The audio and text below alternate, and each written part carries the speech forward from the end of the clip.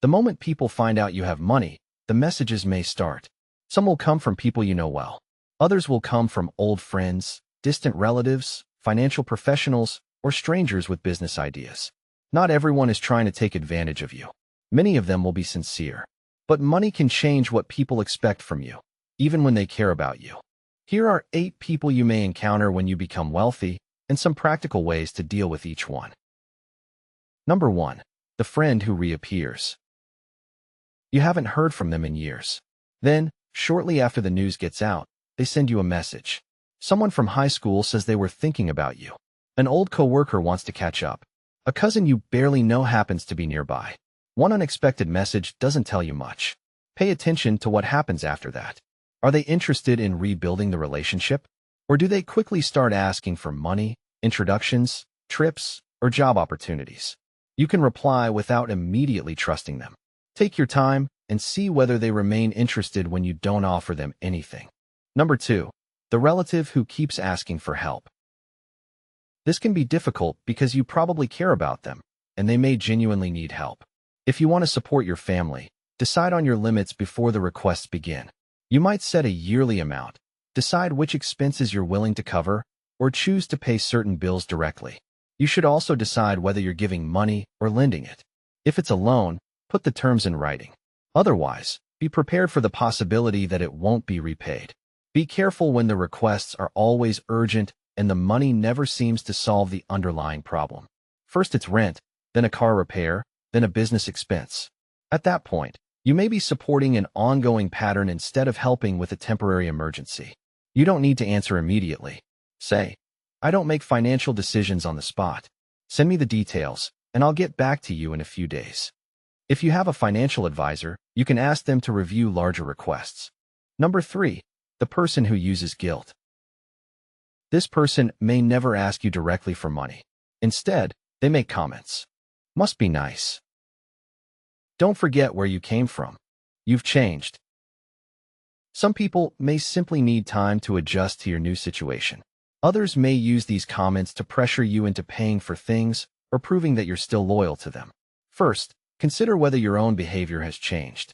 Have you become dismissive? Do you constantly talk about money? Are you treating people differently? If not, address the comments directly. You could say, I know my situation has changed, but I don't want money to become the subject of every conversation. If the comments continue, stop discussing your finances with that person or spend less time with them. Paying for more things usually won't resolve ongoing resentment. Number 4. The advisor with conflicts of interest. Financial professionals can be paid in several ways.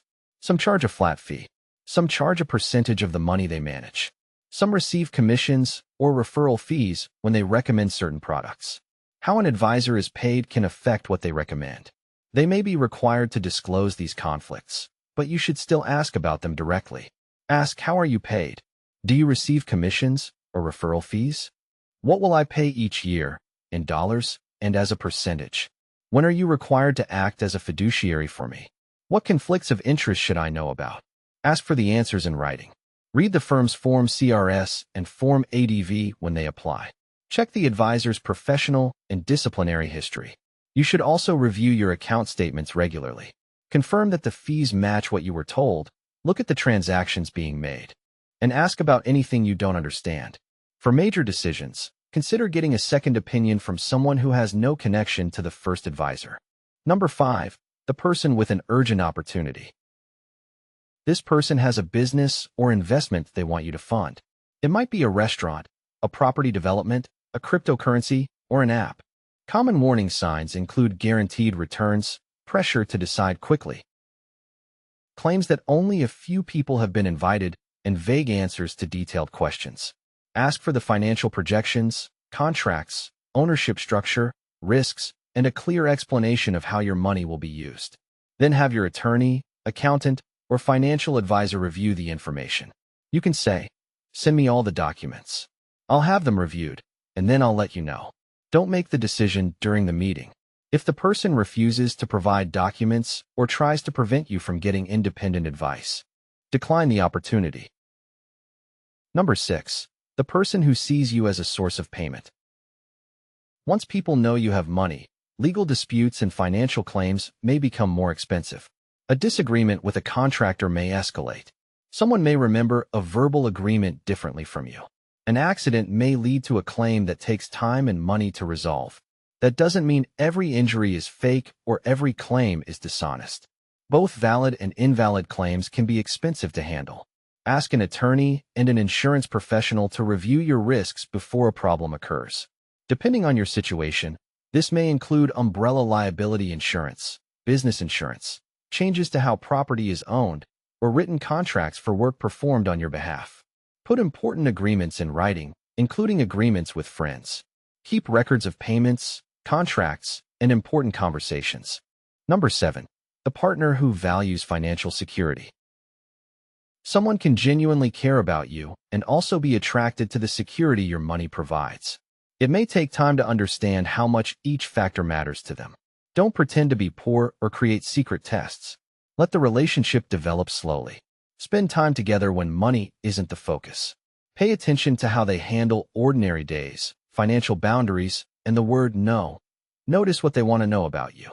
Are they interested in your personality, history, worries, and plans? Or do most of their questions involve your income, property, contacts, and lifestyle? No single behavior proves someone's motive. Look at the pattern over time. If the relationship becomes serious, discuss financial expectations before making legal commitments.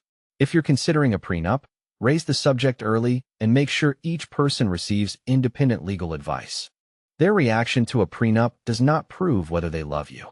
What matters is whether both of you can discuss money and legal protection honestly and respectfully. Number 8. You have more control over your own decisions than you have over anyone else's motives. Requests involving money can trigger loneliness, guilt, excitement, fear, or a desire to avoid conflict. Those emotions can lead you to agree before you've had enough time or information. Create rules before those situations occur. Don't make major financial decisions on the same day they're presented.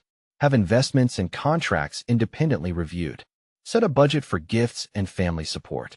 Don't give someone money only because you want an uncomfortable conversation to end. Take your time before combining a romantic relationship with housing, shared accounts, marriage, or major financial support. You don't need to assume that everyone has bad intentions. You do need enough time and information to make decisions that aren't based entirely on how you feel in the moment.